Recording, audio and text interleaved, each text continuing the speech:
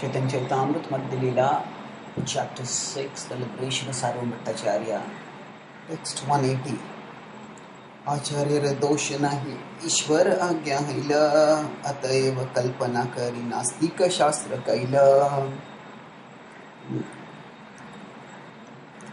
आचार्य दोष नाही. Now Chaitanya Mahaprabhu is emphasizing one very important point here, that although he is criticizing and quite thoroughly ripping apart the philosophy of Shankaracharya, he is not actually attacking Shankaracharya himself directly. He is saying that actually there is no fault in Shankaracharya because he was simply acting on the instruction of the Supreme Lord. So later we will see that Lord Chaitanya will quote verses about how Shankara was instructed by Vishnu to come and share Mayavad. So once we come to those verses, we will discuss their logic specifically. Let's focus on the principle here. Normally, when we criticize someone, when someone criticizes us, let's start with that. When someone criticizes something which we have said, some position or opinion that we hold, then often we take it as a criticism of us. Now actually, if we are not our opinions, now we are something much deeper, and we, the core, can remain unchanging.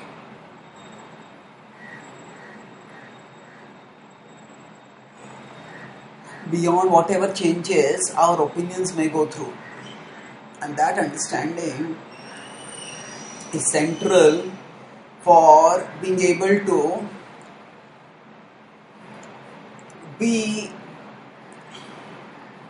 objective in looking at our own opinion and not become default defensive in trying to somehow or the other hold on to that opinion ourselves.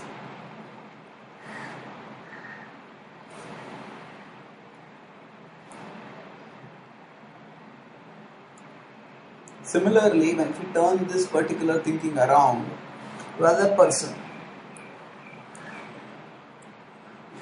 now we can criticize an opinion that somebody holds while still holding ourselves respect for that person.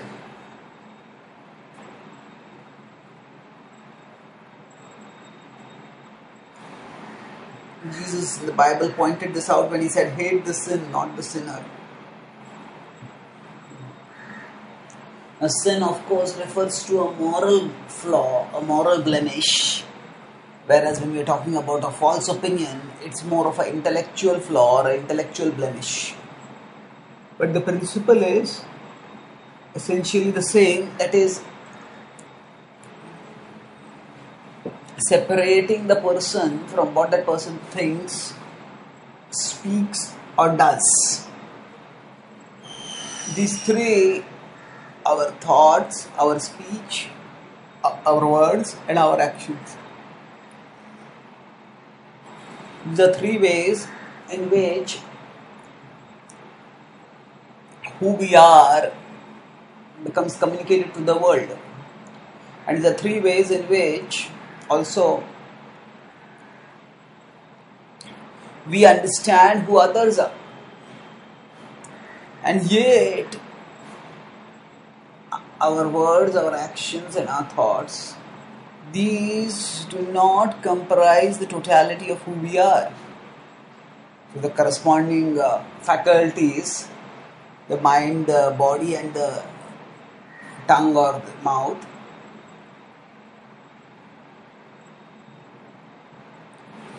all these three are peripheral to us.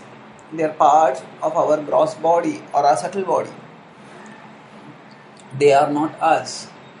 And understanding this is vital for being able to be flexible, be changeable. When we hold on to our opinions, it's quite often because we identify too strongly with those opinions. We assume that I am this particular thing and you are not that thing. Or rather, I am this opinion, you are that opinion. It's such a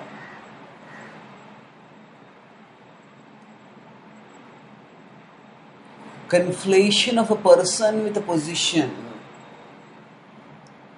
Conflation means mixing two different categories together as if they were one. It's a logical mistake. Conflation of a person with a position often results in serious misconception.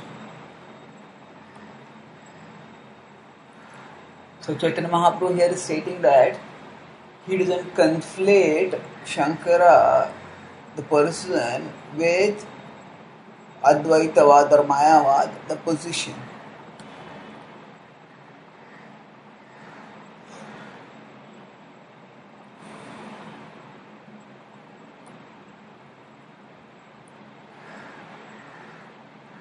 Why not? Because you give a specific reason in this particular context that Shankaracharya's heart was not embracing the position of impersonalism. But because he was given that service, given that instruction by the Lord, so he accepted it and he did what was required and did it well.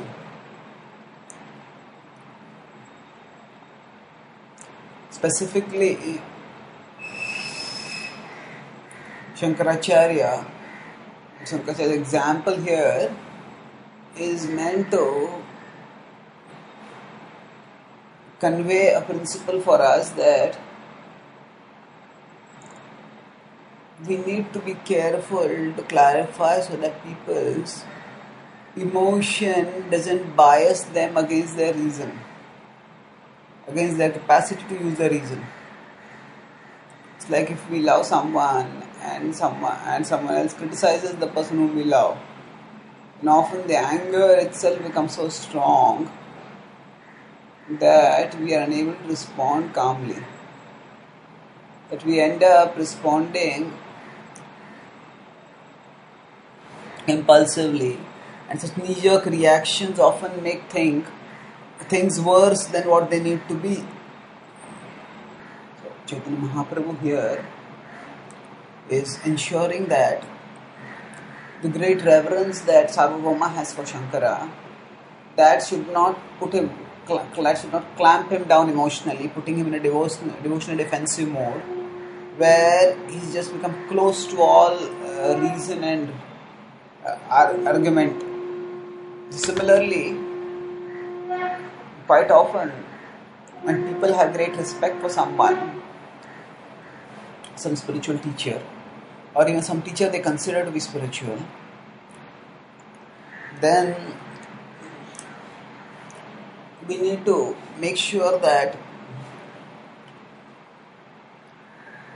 we don't speak in a way that makes their taking to Krishna and to Bhakti Yoga more difficult than what it needs to be.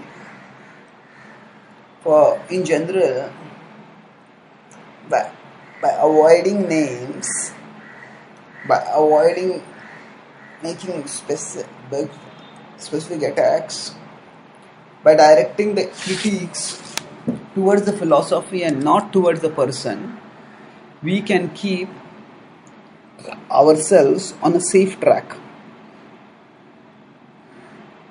We can move onwards in a journey that will objectively, in an unbiased way, help those people come closer to Krishna and to ultimately accept Krishna. So, ultimately, every individual is a free soul, and every individual has to choose at an individual level whether to take up the path of bhakti or not.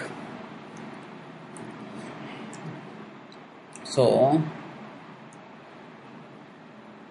the way to do this is by ensuring that we try to get their emotional force on our side, that if they are emotionally favorably disposed towards Krishna and Krishna's devotees, then it will be easier for them to consider and accept bhakti. But if they are emotionally unfavorably disposed, then it will be difficult for them to consider and accept bhakti. By understanding this, we can focus on being properly sensitive and thus attracting people towards Krishna. Thank you.